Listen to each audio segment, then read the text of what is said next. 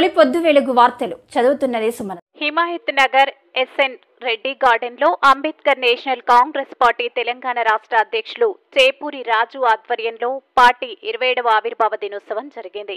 ఈ కార్యక్రమానికి ముఖ్య అతిథులు అంబేద్కర్ నేషనల్ కాంగ్రెస్ పార్టీ జాతీయ అధ్యక్షులు సిహెచ్ అజ్మీ కాదర్ అలీ ఖాన్, రాష్ట్ర ప్రధాన కార్యదర్శి జ్యోతిబాయ్, కార్యదర్శి కె అంజయ్య, ఉపాధ్యక్షులు శేఖర్, సలహాదారు విజయ్ కుమార్, నవభారత రాజ్యాంగ నిర్మాత భారతరత్న డాక్టర్ బిఆర్ అంబేద్కర్ చిత్రపటానికి పూలమాలలు వేసి గౌరవించారు. పార్టీ ఆవిర్భావం గురించి మాట్లాడి నినాదాలు చేశారు. అనంతరం రాష్ట్ర అధ్యక్షులు చేపూరి రాజు మాట్లాడుతూ ఎన్నికల సమయంలో కాంగ్రెస్ పార్టీని చేసిన హామీలను తూచా తప్పకుండా అమలు చేయాలి, లేని పక్షంలో గత ప్రభుత్వానికి పట్టిన గతే పడుతుంది అని హెచ్చరించారు. భారతదేశ అభివృద్ధి చెందింది అని అన్న మోడీ ఉచిత బియ్యం ఎందుకు ఇస్తున్నారు? అభివృద్ధి చెందాలనేదే కదా. ఈ పనికి మాలిన మాటలు పక్కన పెట్టి విద్య, వైద్యం మీద కేంద్ర ప్రభుత్వం, రాష్ట్ర ప్రభుత్వం దృష్టి పెట్టాలి. కులం పేరుతో, మతం పేరుతో దాడులు జరుగుతున్నాయి. వాటిని అరికట్టేందుకు ప్రభుత్వాలు చర్యలు తీసుకోవాలి.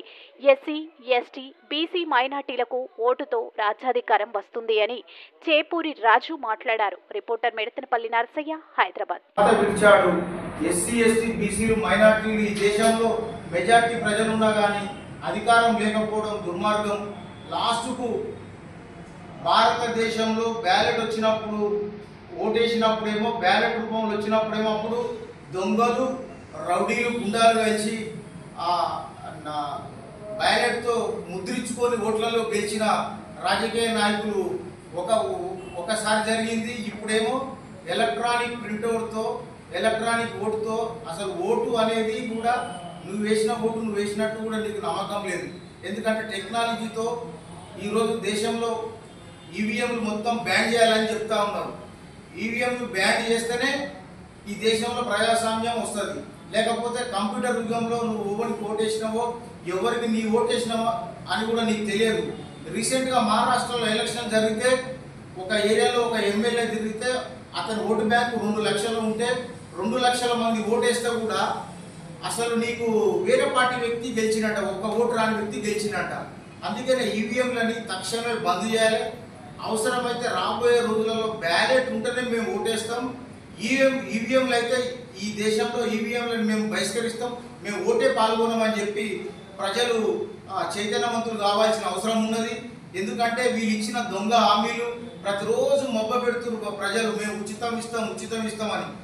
ఉచితాలు అవసరం లేదు. ఉచితాలు ఇవ్వాలంటే ఏం చేయాలంటే ఫస్ట్ మీ రాజకీయం ఇంకా మీరు 4 సార్లు 10 సార్లు ఎమ్మెల్యేలుగా, ఎంపీలుగా, మంత్రులుగా మీరు సంపాదించుకున్న ఏదైతే ప్రజల రక్తాన్ని, గవర్నమెంట్ వనరులు మొత్తం దోసుకొని తిన్న మీరు మీ దగ్గర ఉన్న నల్లధనాన్ని మొత్తం ప్రజలకు పంచాలి. పేదలకు పంచినప్పుడే అప్పుడే పేదరిక నిర్మూలన జరుగుతుంది. కానీ మీరు ప్రభుత్వంలోకి వచ్చి మేము సంక్షేమం ఇస్తామని అంటే సంక్షేమం ఇవ్వడానికి దగ్గర ₹1 బడ్జెట్ కూడా లేదు. నువ్వు సంక్షేమం ఇస్తామని చెప్పి పేద ప్రజల ఓట్లు వేసుకొని నువ్వు ఓట్లు వేసుకున్నాక ఇక్కడ బడ్జెట్ లేదంటావు. ఓట్ల కోసం పోయినప్పుడు నువ్వు నేను అన్ని ఫ్రీ ఇస్తా అని చెప్తావు. ఓటు వేసుకున్నాక ఏది ఫ్రీ లేదు. అసలు లాస్ట్కు మేము పోయి ఎమ్మెల్యేల చుట్టూ, ఎంపీల చుట్టూ తిరిగి లాస్ట్కు పత్రాలు మెమోరాండం ఇస్తే దానికి దిక్కు లేదు.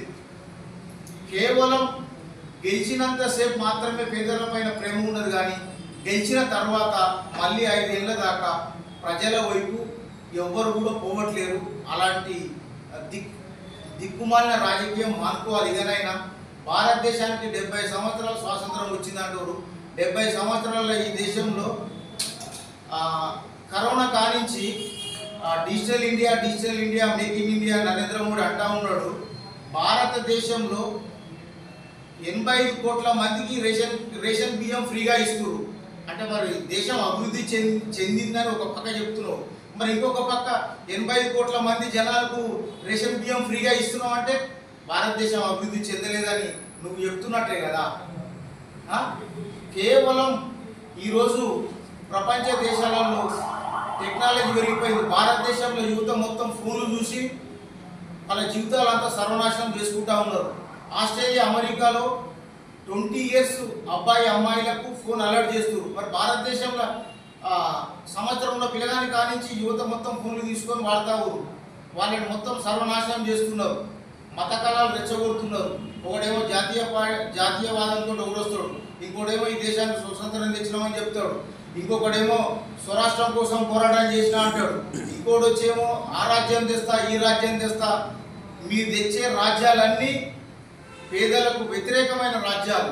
మీరు తెచ్చే రాజ్యం ఎవరికంటే మీరు తెచ్చిన రాజ్యం 75 ఏళ్ళ దొంగల రాజ్యం, దోపిడీ రాజ్యం, అవినీతి రాజ్యం.